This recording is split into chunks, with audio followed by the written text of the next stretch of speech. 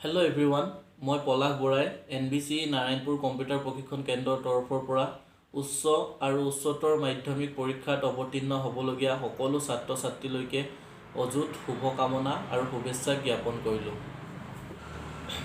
উচ্চ আৰু উচ্চতৰ মাধ্যমিক পৰীক্ষাত অৱতীৰ্ণ হোৱা ছাত্ৰ ছাত্ৰীসকললৈ NBC নাৰায়ণপুৰ প্ৰশিক্ষণ কেন্দ্ৰৰ তৰফৰ পৰা কেইটামান পৰামৰ্শ আগবঢ়াম বুলি ভাবিছোঁ। তেওঁলোকে হয়তো এই ভিডিঅ'টো চাবলৈ সময় নাপাব পাৰে বা ইউটিউব সকলোৰে নাথাকিব পাৰে। যদি আপুনি এই ভিডিঅ'টো চাই আছে, মোৰ পৰামৰ্শকেইটা যদি আপোনালোকৰ ভাল লাগে তেতিয়া তেওঁলোকক নিশ্চয় আপোনালোকে শ্বেয়াৰ কৰি দিব। পৰামৰ্শসমূহ আৰম্ভ কৰিছোঁ।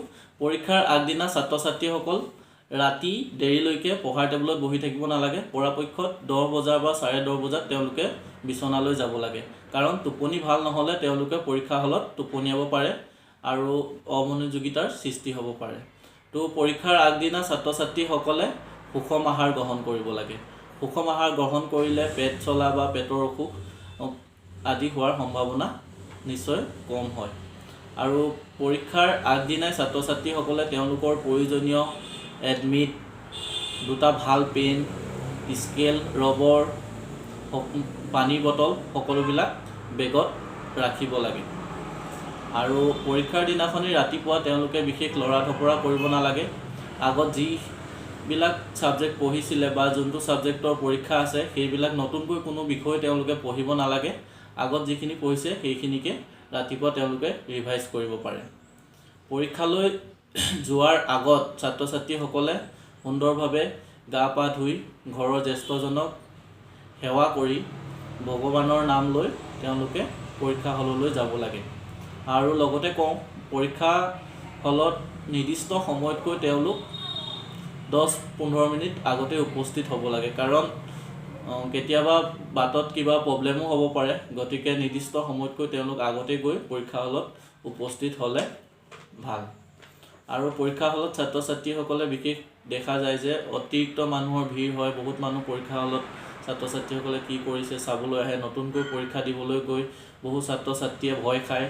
তেওঁলোকে ভাবে কি হ'ব কি নহ'ব। গতিকে মই ছাত্ৰ ছাত্ৰীসকলক কওঁ যে তেওঁলোকে কেতিয়াও ভয় খাব নালাগে। যেনেকৈ তেওঁলোকে স্কুলত পৰীক্ষা দিছিলে একেই পৰীক্ষাই তেওঁলোকে ভয় ভাৱ নানি সুন্দৰভাৱে গৈ পৰীক্ষা হলত অৱতীৰ্ণ হ'ব লাগে। আৰু পৰীক্ষাৰ সময়ত তেওঁলোকে লৰা ঢপৰা কৰিব নালাগে। প্ৰশ্ন কাকতখন পোৱাৰ পিছত তেওঁলোকে কি কৰিব লাগে, প্ৰশ্ন কাকতখন প্ৰথমৰ পৰা শেষলৈকে ভালকৈ চাই যিকেইটা তেওঁলোকে আগত পাৰে সেইকেইটা প্ৰথম কৰি ল'ব লাগে। আৰু তাৰপিছতে তেওঁলোকে অলপ ধৰক পাৰে অলপ কনফিউজ আছে তেনেকুৱাখিনি কৰিব লাগে। আৰু একেবাৰে শেষত যিকেইটা নোৱাৰে বা অলপ মনত নাই সেইকেইটা কৰিবলৈ চেষ্টা কৰিব লাগে। আৰু ছাত্ৰ ছাত্ৰীসকলৰ লগতে উল্লেখ কৰোঁ যে তেওঁলোকে পৰীক্ষা হলত প্ৰশ্ন এৰি থৈ আহিব নালাগে। যিমান পাৰে সকলোবিলাক নম্বৰ তেওঁলোকে কমপ্লিট কৰিব লাগে। আশা কৰোঁ এই পৰামৰ্শকেইটাৰে ছাত্ৰ ছাত্ৰীসকল যথেষ্ট উপকৃত হ'ব। আৰু লগতে জনাই থওঁ যে পৰীক্ষাৰ সময় মাত্ৰ 3 ঘণ্টা। গতিকে 3 ঘণ্টাৰ ভিতৰতে 100 নম্বৰ কমপ্লিট কৰিব লাগিব। ছাত্ৰ ছাত্ৰীসকলে এইটোৰ ওপৰত ধ্যান দিব লাগিব যে তেওঁলোকে প্ৰশ্নবিলাক নিৰ্দিষ্ট বাছক হয় আৰু টু দা পইণ্টত যদি তেওঁলোকে লিখে তেওঁলোকে ভাল নম্বৰ পাবলৈ সক্ষম হ'ব। গতিকে তেওঁলোকে এই 3 ঘণ্টা সময় অপচয় নকৰি পৰীক্ষা হলত বেলেগে কি কৰিছে তালৈ কাণ নিদি নিজেই কি কৰিছোঁ বা কেনেকৈ 100 নম্বৰৰ ভিতৰত সৰ্বাধিক নম্বৰ আহৰণ কৰিব পাৰোঁ তাৰ ওপৰত গুৰুত্ব দিয়ে যেন। আৰু লাষ্ট 15 মিনিটত পৰীক্ষা জমা দিয়াৰ আগত এটা বেল মাৰে। তো পৰীক্ষাৰ বেল মৰাৰ আগতে তেওঁলোকে ৱাৰ্ণিং বেল মৰাৰ আগত তেওঁলোকে প্ৰশ্ন কাকতখনত কি লিখিলে বা কি লিখা নাই সেইটো এবাৰ ভালকৈ পুনৰ নিৰীক্ষণ কৰি ল'ব লাগিব। আৰু বহু ছাত্ৰ ছাত্ৰীয়ে কি কৰে, তেওঁলোকে প্ৰশ্ন উত্তৰ লিখোঁতে তাতে কুৱেশ্যন নাম্বাৰ বা এনচাৰ নাম্বাৰ দিবলৈ পাহৰি যায়। যদি এনচাৰ নাম্বাৰ নিদিয়ে তেতিয়া পৰীক্ষকজনে তেওঁলোকক নম্বৰ নিদিবও পাৰে।